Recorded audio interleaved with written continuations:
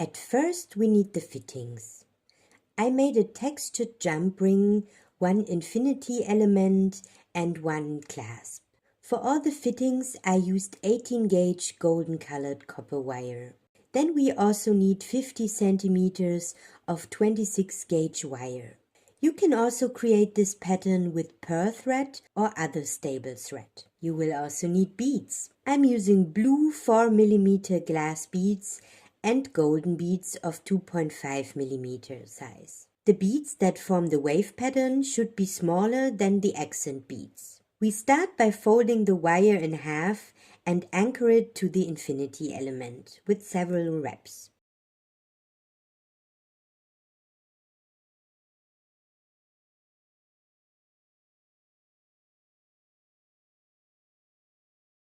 Then we insert the first small bead to one strand of the wire. We thread the other strand of the wire through the bead as well, that the wire crosses inside the bead. And we have a wire left and right leaving the bead.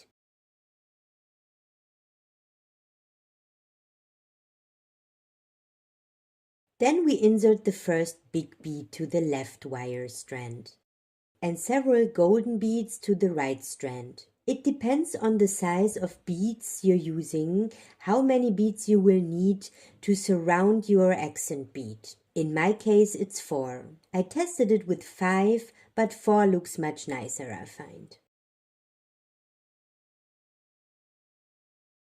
Then thread your wire from the accent bead through the last golden bead that the wire crosses inside.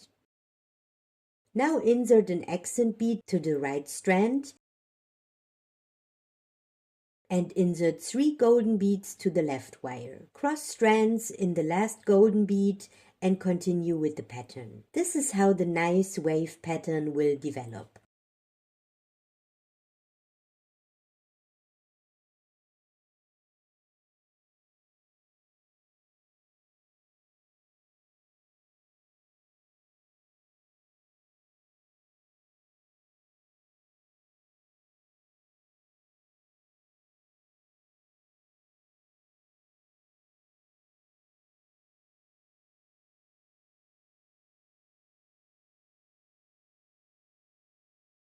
Continue with it until you have reached the right size for your bracelet.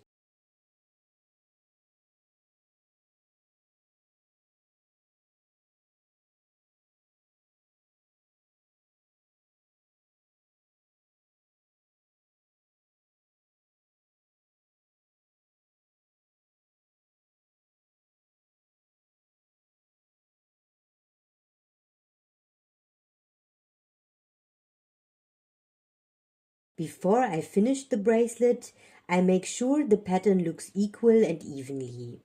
You may have to wiggle around some beads to achieve that.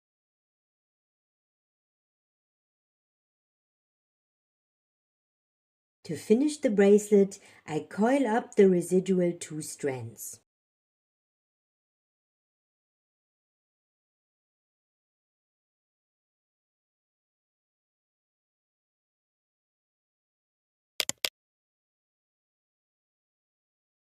I attach the clasp to the jump ring.